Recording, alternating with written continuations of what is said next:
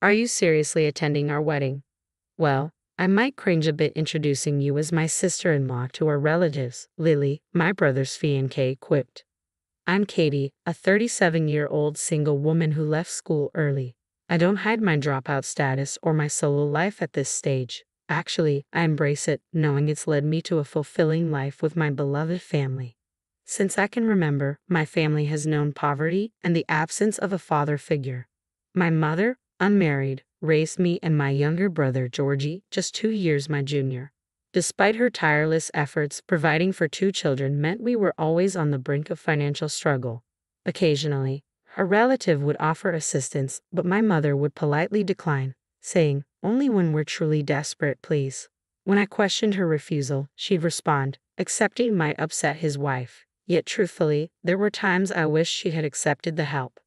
Georgie was an exceptional child, consistently ranking at the top of his class in elementary school. As his proud older sister, I envisioned a bright future for him. His teacher even suggested him for a prestigious school, but finances barred that path. Instead, he settled for a less than ideal institution, leaving me feeling helpless. Determined to support him, I made the bold decision to leave school and enter the workforce. Truthfully, academics never held much appeal for me. While job opportunities for dropouts were scarce and poorly compensated, I found myself in a modest office position. When the business owner retired and recommended me to a reputable company, my fortunes changed. With diligence, I climbed the ranks, earning a managerial role by age 35 with a salary matching that of college graduates. Yet my brother's fiancée Lily appears disapproving of my dropout status, particularly since my brother Georgie, now a graduate of a prestigious university, thrives as a salesman at ABC Trading, a top-tier company. Whether it's my single eyelid or my demeanor, Lily seemed to peg me as a failed dropout from our first encounter. I was taken aback when Georgie disclosed Lily's query, "Is your sister, like, some sort of troublemaker?" Despite Lily's striking appearance and her father's position as a director at ABC Trading, where Georgie works, her character is questionable at best.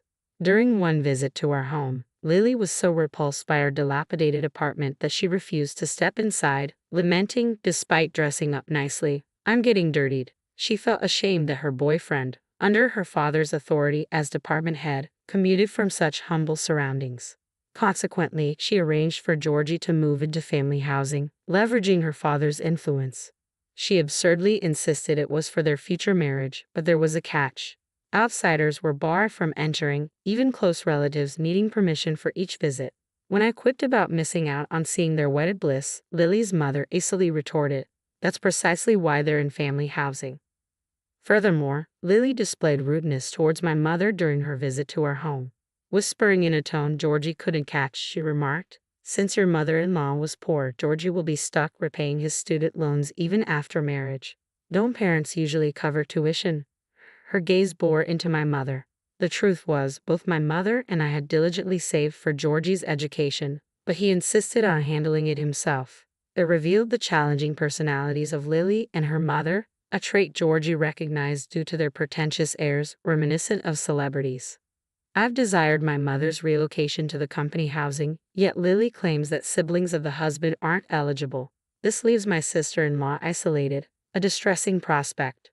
When I mentioned my scholarship graduation, Lily's mother chimed in, "You're eager to ease your mother's burden, aren't you?" Such a thoughtful and wonderful person. She happily extolled Lily and her family's virtues. Well, if the couple is happy together, there's no reason for us to criticize them, so we kept our opinions to ourselves. However, that turned out to be a mistake. Lily and her family began to ostracize me and my mother, particularly me. "Sister-in-law, are you planning to attend the wedding?" With Georgie's wedding just 2 weeks away, Lily suddenly reached out to me. Of course, he's my only brother, but the venue is quite extravagant, with around 150 guests expected. It seems they've even invited the president and managing director of ABC Corporation, along with other VIPs, considering the marriage between the department head's daughter and the promising Georgie. Concerned about the attire, I asked if they had a dress code. Lily responded, "I think everyone would feel uncomfortable if there's one sister-in-law who looks less well off." "What do you mean less well off? What do you mean less well off?" "Well, I plan to wear a formal outfit, Your idea of formal is probably a catalog suit worth about 10,000 yen, right? It's awkward to stand out among people wearing high-end brands, Lily judged, deeming me of lower status. To be honest, I'd rather you didn't attend our wedding. Frustrated by Lily's insinuation that those of modest means weren't welcome, I confronted her. What about my mother then? She doesn't own any high-end brand clothes either. I understand, but I can't exclude Georgie, who is valued by the company, and I'd prefer not to be embarrassed by the appearance of myself or my family. So we'll arrange attire for your mother. Lily's words left me deeply upset, though I understood the importance of dressing appropriately for an event attended by individuals from prestigious companies. I tried to see her directive as a gesture of concern to spare my mother any embarrassment at Georgie's significant occasion. However, her next statement caught me off guard. Naturally, you'll need to purchase that dress. It's an Oscar de la Renta evening gown, so budget around $10,000 in total. Wait, hold on. I can't afford such an expense. If you can't cover it, you'll need to find a way. Or do you intend to stand beside my parents in a cheap dress? I was stunned. And have you discussed this with Georgie? I haven't informed Georgie yet. Naturally, he assumes both you and mother will be there, but it could affect his future if his mother remains unmarried and his sister is labeled a dropout. Well, I believe nowadays being from a family with single mothers or dropouts doesn't hinder someone's career. Refusing to succumb to Lily's biases, I declared, regardless, it's my brother's wedding, so both mother and I will attend. We'll arrange our attire without relying on your stipulations. If it truly bothers you, then simply don't extend the invitation. I confided in mother and sought her counsel. She appeared downcast initially but soon brightened and said with resolve, "Don't fret, Katie. I made a promise to ensure Georgie's happiness. Leave it to me." With that, she dialed a number, eventually revealing something astonishing.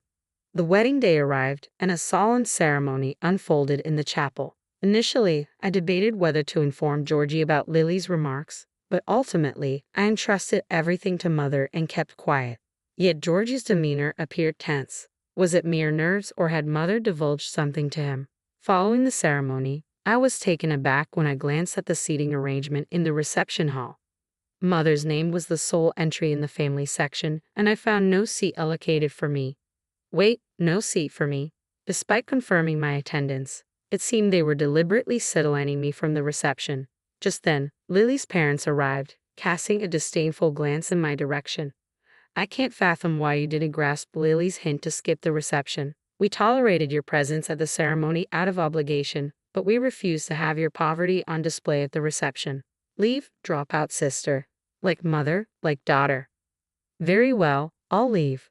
With a heavy heart, I walked away from Lily's parents, who smirked smugly. To my surprise, standing nearby was Mr. Ashcroft, the CEO of Nikamimi Corporation, a prominent company and a business associate of Lily's father, alongside Georgie. Mr. Ashcroft, thank you for coming. Georgie greeted him warmly. Katie, you're causing a disturbance. My apologies, Mr. Ashcroft. We were simply addressing an uninvited guest, Lily's father interjected. Mr. Ashcroft then intervened. If you're adamant about removing Katie, then I, as her father, will also excuse myself from the reception. Huh? Father, what are you saying? They exchanged bewildered looks, struggling to comprehend Mr. Ashcroft's unexpected declaration.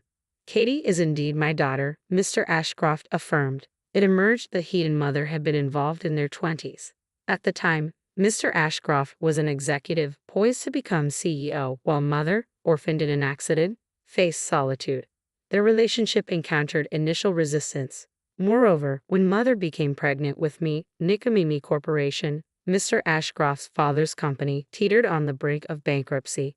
Opposition abounded, doubting the marriage would aid the company's recovery. Thus, mother proposed postponing the marriage until the company stabilized. Despite societal disapproval, she embraced single motherhood, nurturing me with the love she shared with Mr. Ashcroft. However, the company's fortunes didn't markedly improve. When mother became pregnant with Georgie, the CEO's daughter, extending a proposal, offered a lifeline. Mother selflessly stepped aside, asserting, "I'll raise our children with care. You needn't acknowledge them. Just find happiness with her and revive your company." Upon marrying the CEO's daughter, Mr. Ashcroft not only revitalized his company but propelled it to unprecedented heights. where it transitioned into a publicly traded company. However, our marriage remained childless, and we divorced a year ago due to my wife's infidelity. Following this, I sought reconciliation with mother shortly before Georgie's wedding. I met with Ashcroft, the company's president, and my father. Oh, I remember him. Yes, he was the uncle who visited our apartment occasionally during my childhood, offering assistance to mother. Little did I know he would later become President Ashcroft. As I glanced at him involuntarily, he offered a reassuring smile and remarked, "You've been through a lot. Your mother told me about the upcoming wedding." He confided his concerns in me. President Ashcroft, now Georgie's business partner, was well acquainted with Georgie's abilities. I hope for him to lead Migo Mimi Corporation someday. However, if he fails to discern the true intentions of deceitful individuals and disregards his mother and sister, I cannot entrust the company to him. Thus, he used the wedding as an opportunity to assess Georgie's character. The day prior to the wedding, President Ashcroft and mother disclosed their history to Georgie, along with Lily's family's attempts to exclude us. Faced with these revelations, Georgie, who had placed trust in Lily and her parents, approached the wedding with mixed emotions. Hence his solemn demeanor during the ceremony. However, upon witnessing my absence from the reception seating chart and observing Lily's parents' attempts to remove me from the venue, he was convinced of the truth behind mother's and my words. Georgie escorted Lily to the reception desk and declared, "Lily, Mr. and Mrs. Lily, I'm calling off this marriage. I refuse to align myself with individuals who disrespect and belittle my beloved mother and sister." Hold on a moment. You can't just make such a decision out of the blue. Indeed, this is all a misunderstanding. Besides, we've already completed the ceremony. The pair was in a state of panic, yet Lily, failing to grasp the gravity of the situation, inadvertently worsened matters. "What, Georgie, are you choosing those lower-class mother and daughter over me? You should know your place." Lily's parents, visibly shaken, attempted to intervene, but it was too late. As I laid out the details to Lily, she collapsed in despair, tears streaming down her face.